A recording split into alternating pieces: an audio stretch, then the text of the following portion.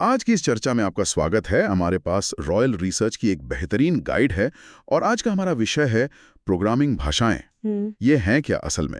मतलब ये हमें मशीनों से बात करने की शक्ति कैसे देती हैं? ये चर्चा उन सभी के लिए है जो उस तकनीक के बारे में उत्सुक हैं जो हमारी दुनिया को आकार देती है। बिल्कुल। हमारा मिशन है कि हम इसकी मूल बातें समझें, इसके अलग अलग प्रकार और आधुनिक तकनीक में इसकी इतनी जरूरी भूमिका को समझें। बिल्कुल, हम यही समझने की कोशिश करेंगे कि ये काम कैसे करती हैं। मतलब बाइनरी कोड के वो वंस और जीरोज से लेकर आज की जो हाई लेवल भाषाएं हैं वहां तक, ये आधुनिक सॉफ्टवेयर की नींव है। तो चलिए इसे खोलकर समझते हैं। सबसे बुनियादी सवाल से शुरू करते हैं। एक प्रोग्रामिंग भाषा आखिर है क्या? गाइड कहती है कि ये निर्देशों का एक औपचारिक सेट है। ये कुछ वैसा ही है जैसे हम एक दूसरे से बात करने के लिए हिंदी या अंग्रेजी का इस्तेमाल करते हैं। तो क्या डेवलपर्स कंप्यूटर से बात करने के लिए इन भाषाओं का उपयोग करते हैं? हाँ, कह सकते हैं। पर यहाँ एक दिलचस्प बात है, वो है अनुवाद की प्रक्रिया। कंप्यूटर केवल मशीन कोड समझता है, यानी सिर्फ 1 और 0। हाँ, बस वही। तो इस अंतर को पाटने के लिए, मतलब हमारे कोड और मशीन के बीच, स्रोत दो तरीकों पर रोशनी डालता है, कंपाइलर और इंटरप्रेटर। हाँ बिल्कुल, कंपाइलर।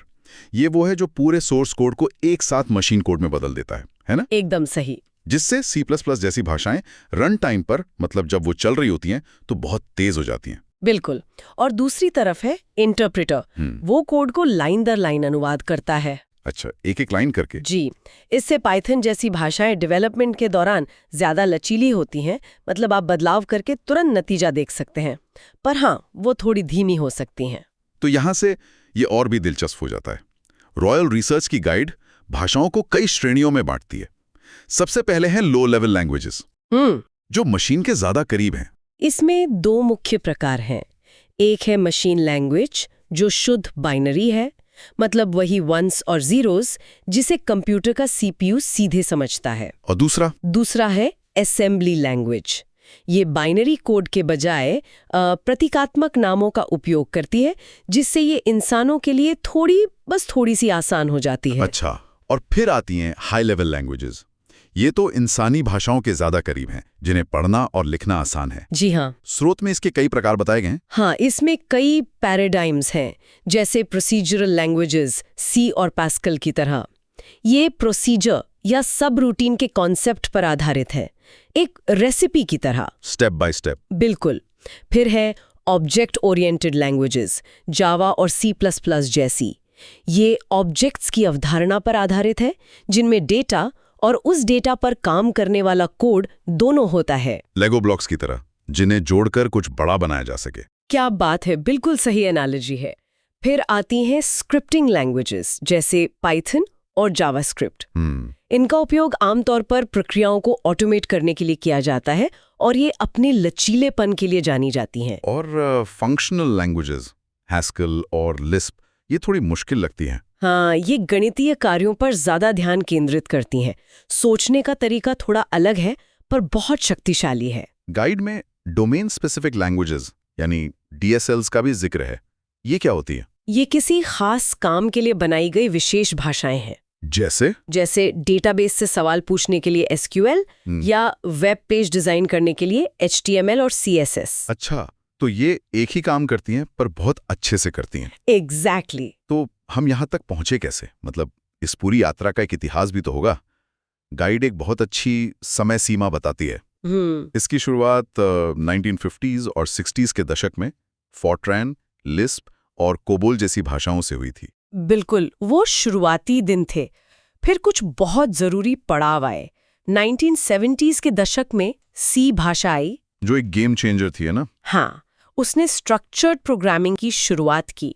फिर 80 के दशक में C++ जैसी भाषाओं के साथ ऑब्जेक्ट ओरिएंटेड प्रोग्रामिंग का उदय हुआ। और 90s के दशक में इंटरनेट, सब कुछ बदल गया। इंटरनेट की क्रांति के साथ जावा और जावास्क्रिप्ट जैसी भाषाएं आईं। बिल्कुल। और 2000 के दशक से आज तक हमने पाइथन जैसी ओपन सोर्स भाषाओं का बोलबाला देखा है और मोबाइल और वेब डेवलपमेंट के लिए नई भाषाएं आई हैं। तो इन सब का मतलब क्या है? ये भाषाएं इतनी जरूरी क्यों हैं? मतलब आज की दुनिया में इनका क्या महत्व है? अगर हम इसे बड़ी तस्वीर से जोड़कर देखें तो ये हमारे डिजिटल जीवन की हर चीज का आधार है।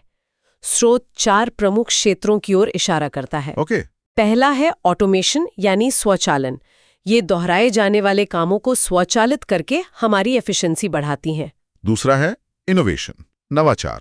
जी, ये नई तकनीकों के निर्माण को संभव बनाती हैं। आर्टिफिशियल इंटेलिजेंस से लेकर अंतरिक्ष अन्वेषण तक सब कुछ कोड पर ही तो चलता है। सही बात है। तीसरा है स्केलेबिलिटी, मापनीयता। हाँ, ये व्यवसायों को ऐसे सिस्टम बनाने में मदद करती हैं जो विकास के साथ साथ बढ़ सकें।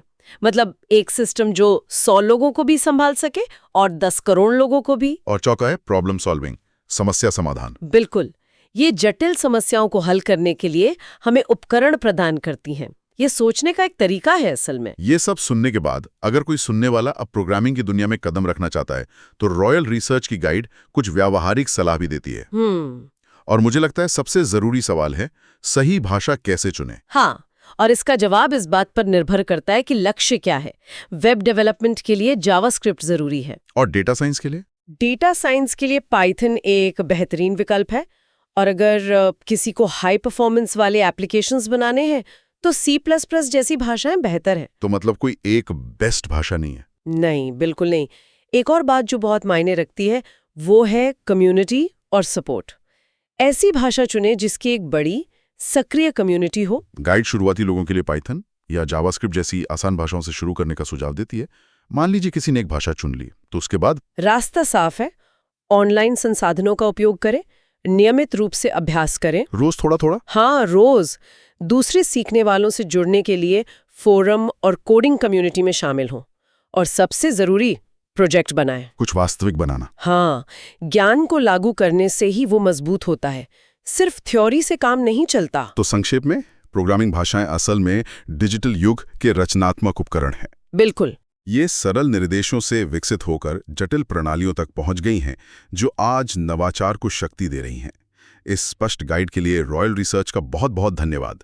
इसमें सबसे आकर्षक बात यह है कि हम मशीन को सीधे बाइनरी में निर्देश देने से आगे बढ़कर ऐसी भाषाओं तक पहुंच गए हैं जो इंसानी सोच के ज्यादा करीब है। ये एक बेहतरीन सारांश है।